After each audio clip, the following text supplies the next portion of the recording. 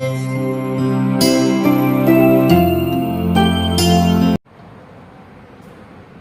students, I am Salendra Prajapati. I am going to start class 7th Geography chapter 1st, our environment. आज हम लोग पिछले video को continue करेंगे और कुछ आगे जो टॉपिक्स है उसको पढ़ेंगे. तो today's topic is natural environment. What is natural environment? The natural environment include both biotic and abiotic components. Biotic means living things and abiotic means non-living things. हम कह सकते हैं कि जो नेचुरल इन्वायरमेंट होता है उसमें biotic means living things, abiotic means non living things components जो होते हैं वो इंक्लूड होते हैं, वो उसमें समाहित होते हैं, सम्मिलित होते हैं. The biotic components comprise plant and animals whereas biotic components comprise air, water and soil. देखिए जो बायोटिक कंपोनेंट्स है, बायोटिक कंपोनेंट्स में जितने भी प्लांट्स हैं और जितने भी एनिमल्स हैं सब इंक्लूड होते हैं, जबकि अबायोटिक कंपोनेंट्स में एयर, वाटर और सॉइल इंक्लूड होता है. Domains of the environment. अब देखिए इन्वायरमेंट से कौन कौन से पार्ट हैं, कौन कौन से भाग हैं.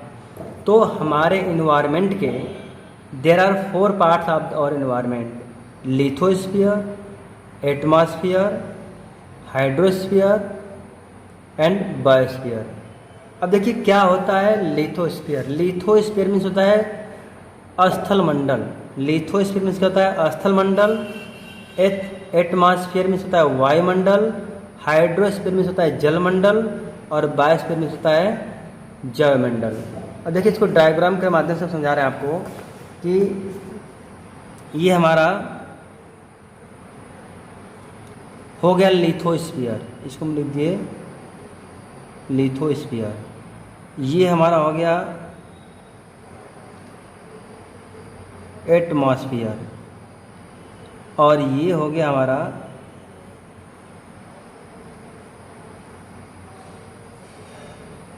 हाइड्रोस्फीयर. देखो लिथोस्फीयर में बताया हम जो स्थल मंडल होता है, और एटमॉस्फेयर में होता है जो वायुमंडल होता है, और हाइड्रोस्फीयर में क्या होता है जो जलमंडल होता है. ये तो हो गया हमारा ये 3 कंपोनेंट्स जहाँ पर ये मिलते हैं. ये भाग जो है यहाँ पर तीनों इंटरेक्ट कर रहे हैं, तो इस भाग को हम बोलेंगे बायोस्फीयर. इसको बोलेंगे बायोस्फीयर. क्योंकि जो बायोस्फीयर जो होता है वो तीनों हमारे स्फीयर हैं उसके कॉन्टेक्ट से बनता है biosphere. Biosphere is a narrow zone, एक काफ़ी नैरो जोन होता है. They support only biosphere support the life.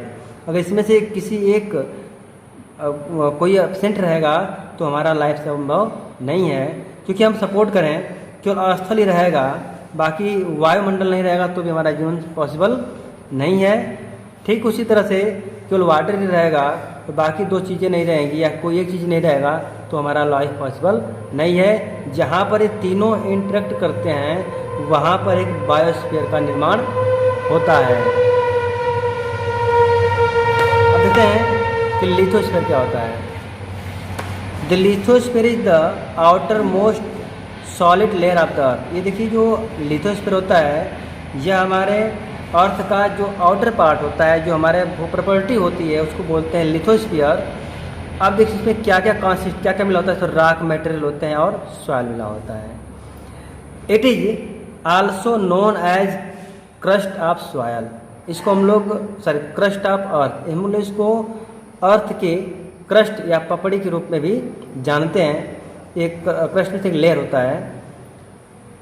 It extend over the continent as well as ocean basin. देखिए यह जो हमारा लिथोस्फीयर है यह हमारा पूरे कॉन्टिनेंट को कवर किया है, साथ में जो हमारे ओशियन का जो बेसिन जो तल होता है उसको भी यह कवर किया हुआ है. अब देखिए अबाउट 71% जो total area of lithosphere is covered with water. हमारे लिथोस्फीयर का मीन्स हमारा जो भूभाग है पृथ्वी का उसका 71% जो भाग है वह वाटर से घिरा हुआ है, जबकि 29% जो भाग है ऑक्युपाइड बाई लैंड, जो कि लैंड है जिस पर कि हम लोग निवास कर रहे हैं, बिल्डिंग बना रहे हैं, घर रोड बना रहे हैं, ये सारा चीज़ कहाँ पर है, यह 29% के ऊपर। खेती कर रहे हैं अभी किसके ऊपर है, 29% के ऊपर है। The top most surface of the lithosphere consist of a variety of rocks and minerals which are useful to us. देखिए जो टॉप मोस्ट सरफेस होता है लिथोस्फीयर का, इसमें कई तरह के रॉक्स और मिनरल्स होते हैं जो हमारे लिए काफ़ी यूजफुल होते हैं। Lithosphere also provides us with land for various use of soil for irrigation. बताया मैंने कि lithosphere support the buildings, road, agriculture and other activities, जिससे कि हमारा जो लाइफ है वह एक सुटेबल हो सके। अगला है हाइड्रोस्फीयर। द हाइड्रोस्फीयर, देखो हाइड्रोस्फीयर में से जलमंडल होता है। Hydrosphere consist of all form of water on the earth. Means जो भी वाटर का फॉर्म है उसको क्या बोलेंगे, हाइड्रोस्फीयर बोलेंगे। The ocean, sea, lake, river, streams, waterfall, water vapours, glacier, ice and snow are all part of the hydrosphere. जितने भी पार्ट्स हैं सब, जो भी वाटर बॉडीज है सबको हम क्या बोलेंगे, हाइड्रोस्फीयर बोलते हैं।